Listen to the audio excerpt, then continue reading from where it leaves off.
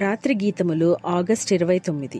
మీరేమి చేసినను అది మనుషుల నిమిత్తము కాక ప్రభువు నిమిత్తమని మనస్ఫూర్తిగా చేయుడి. కొలస్సీ 3:24. ప్రభు తన ప్రజల తామంతట తామే రోజురోజుకి వారి శరీరాలను సజీవయాగముగా సమర్పించాలని ఉద్దేశించి వారిని నిర్బంధములు, బెదిరింపులు మరియు బలవంతముల నుండి విముక్తి చేసి స్వేచ్ఛను ఇచ్చి ఉన్నాడు. ప్రస్తుతము వెచ్చగా నుండగా చల్లగా ఎదుగువారెవరైనను అతడు తన బలిని నిలిపివేయవచ్చును, అయితే అతడే నష్టపోవును.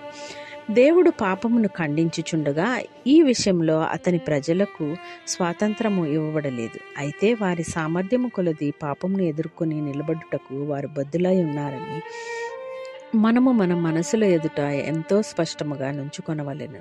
ఇది బలి విషయంలో భిన్నముగా ఉందని కూడా మనము మనసుల ఎదుట స్పష్టముగా ఉంచవలెను. మనం మనఃపూర్వకముగా ఇష్టముగా సమర్పణం చేయుటకే ప్రభు పిలుచుచున్నాడు.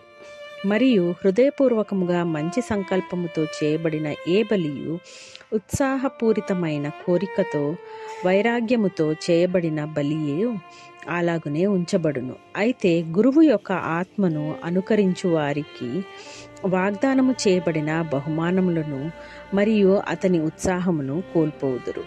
Reprint number 3009. ఈ లోతైన పరిశీలనకు స్వాగతం.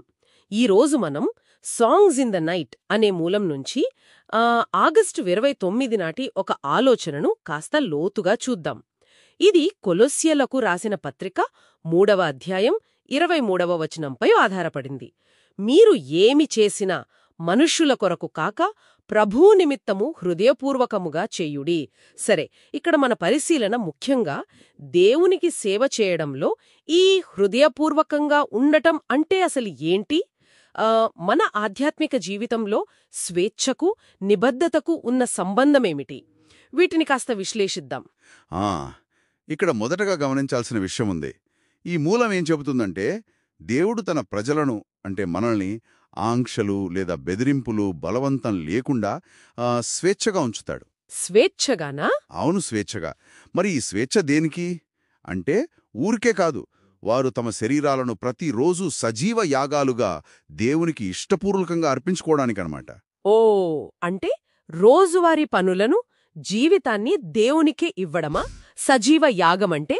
సరిగ్గా అదే, తమ జీవితాలను ఆయనకు అర్పించటం.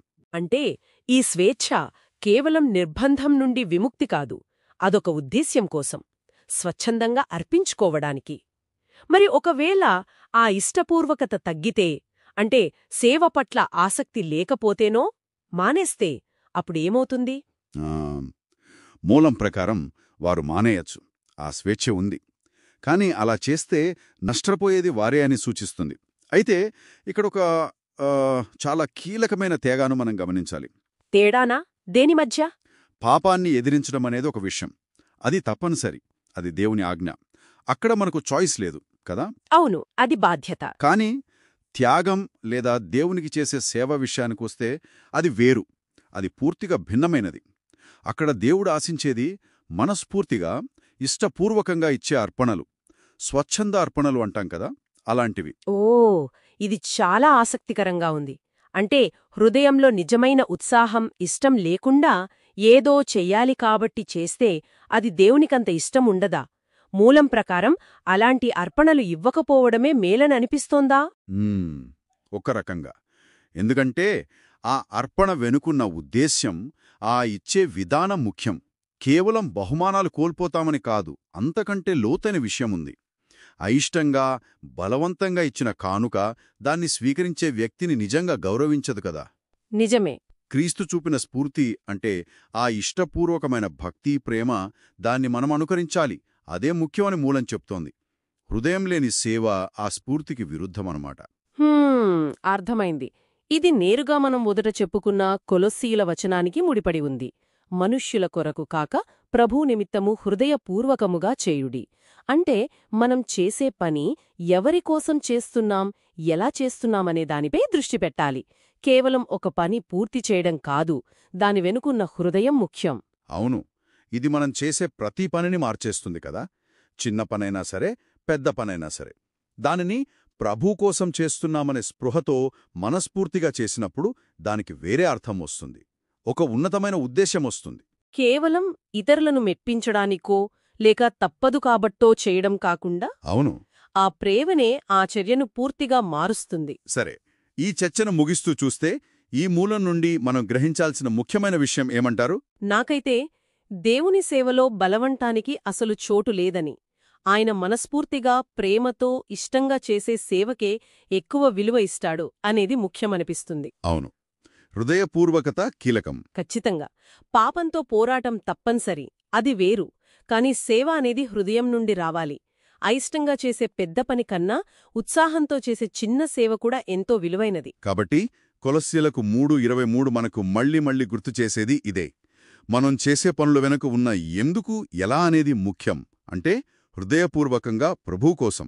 అయితే ఇక్కడ ఇంకో ఆలోచన వస్తుంది, బహుశా కొంచెం లోతైనది. మరి హృదయపూర్వకత పూర్తిగా లేనప్పుడు, అంటే ఏదో బాధ్యతగా అసంపూర్ణంగా చేసే సేవ కన్నా ఏమీ చేయకపోవడమే మంచిదా? అది నిజంగా ఆలోచించాల్సిన ప్రశ్న. మౌనం పూర్తి హృదయాన్ని నొక్కి చెబుతోంది. కాని ఆచరణలో మన స్థాయిలు వేరుగా ఉంటాయి కదా. మరి ఆ ప్రయత్నంలో కూడా ఏదైనా విలువ ఉంటుందా? ఇది శ్రోతలు కూడా ఆలోచించడానికి వదిలేద్దాం.